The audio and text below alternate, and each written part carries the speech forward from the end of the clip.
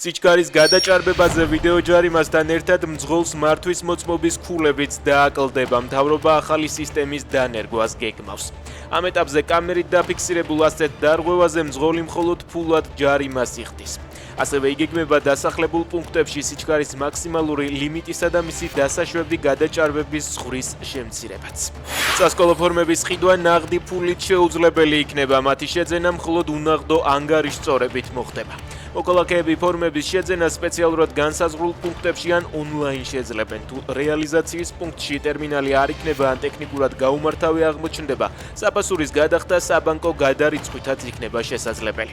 ერთი კომპლექტის ღირებულება 95 ლარი იქნება. მერიამ რუსთაველის გამზირის კონტრაქტორი დააჯარიმა. საჯარიმო დოკუმენტის მიხედვით ბესიკის ქუჩიდან თავისუფლების მოედნამდე სამუშაოები 24 საათიან რეჟიმში არ მიმდინარეობდა. დედაქალაქის მთავარი გამზირის რეაბილიტაცია 23 ივლისიდან დაიწყო. კალაძის დაპირების მიხედვით სამუშაოები ნოემბრის ბოლოს უნდა დასრულდეს.